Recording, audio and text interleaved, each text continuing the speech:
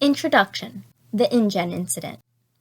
The late 20th century has witnessed a scientific gold rush of astonishing proportions, the headlong and furious haste to commercialize genetic engineering. This enterprise has proceeded so rapidly, with so little outside commentary, that its dimensions and implications are hardly understood at all. Biotechnology promises the great revolution in human history. By the end of this decade, it will have outdistanced atomic power and computers in its effect on our everyday lives. In the words of one observer, biotechnology is going to transform every aspect of human life: our medical care, our food, our health, our entertainment, our very bodies. Nothing will ever be the same again. It's literally going to change the face of this planet. But biotechnology revolutions differ in three important respects from past scientific transformations. First, it is broad-based. America entered the atomic age through the work of a single research institution at Los Alamos. It entered computer age through the efforts of about a dozen companies. But biotechnology research is now carried out by more than 2,000 laboratories in America alone. 500 corporations spend $5 billion a year on this technology. Second, much of this research is thoughtless or frivolous. Efforts to engineer pollard trout for better visibility in the stream, square trees for easier lumbering, and injectable scent cells so you'll always smell your favorite perfume may seem like a joke, but they are not. Indeed, the fact that biotechnology can be applied to the industries traditionally subject to the vagaries of fashion, such as cosmetics and leisurely activities, heightens concern about the whimsical use of this powerful new technology. Third, the work is uncontrolled. No one supervises it. No federal laws regulate it. There is no coherent government policy in America or anywhere else in the world. And because the products of biotechnology range from drugs to farm crops to artificial snow, an intelligent policy is difficult. But most disturbing is the fact that no watchdogs are found amongst the scientists themselves. It is remarkable that nearly every scientist in genetic research is also engaged in the commerce of biotechnology. There are no detached observers. Everybody has a stake. The commercialization of molecular biology is the most stunningly ethical event in the history of science, and it has happened with astonishing speed. For 400 years since Galileo, science has always proceeded as a free and open inquiry into the workings of nature. Scientists have always ignored national boundaries, holding themselves above the transitory concerns of politics and even wars. Scientists have always rebelled against secrecy in research, and have even frowned on the idea of patenting their discoveries, seeing themselves as working for the benefit of all mankind. And for many generations, the discoveries of scientists did indeed have a particularly selfless quality. When in 1953, two young researchers in England, James Watson and Francis Crick, deciphered the structure of DNA, their work was hailed as a triumph of the human spirit, of the centuries-old quest to understand the universe in a scientific way. It was confidently expected that their discovery would be selflessly extended to the greater benefit of mankind. Yet that did not happen. 30 years later, nearly all of Watson and Crick's scientific colleagues were engaged in another sort of enterprise entirely.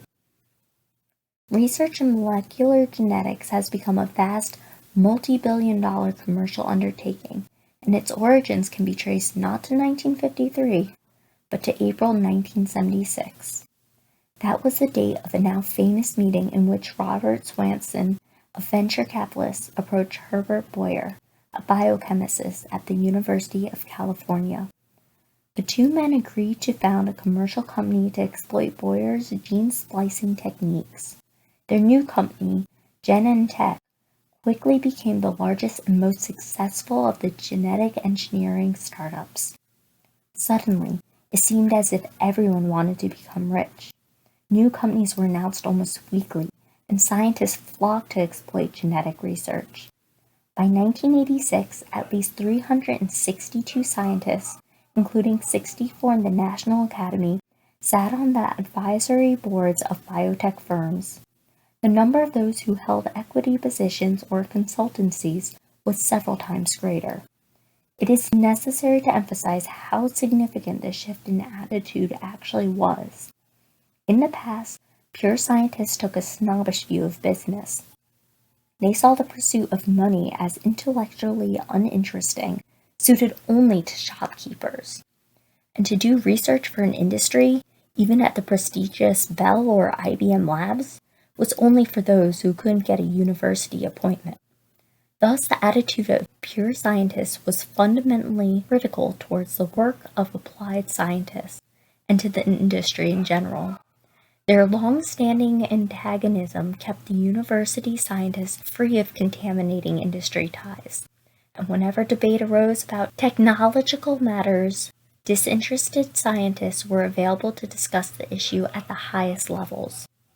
But that is no longer true. There are very few molecular biologists and very few research institutions without commercial affiliations. The old days are gone. Genetic research continues at a more furious pace than ever, but it is done in secret, and in haste, and for profit. In this commercial climate, it is probably inevitable that a company as ambiguous as International Genetic Technologies Incorporated of Palo Alto would arise. It is equally unsurprising that the genetic crisis it created should go unreported. After all, InGen's research was conducted in secret. The actual incident occurred in the most remote region of Central America, and fewer than 20 people were witness to it. Of those, only a handful survived.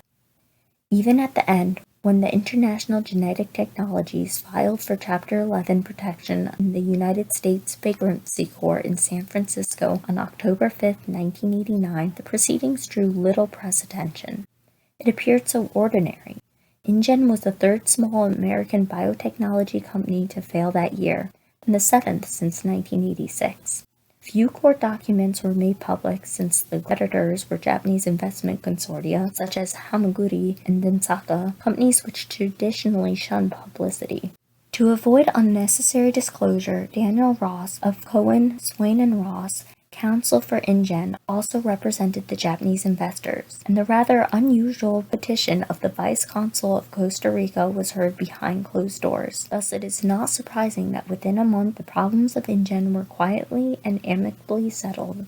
Parties to that settlement include the Distinguished Scientific Board of Advisors, signed to a non-disclosure agreement, and none will speak about what happened.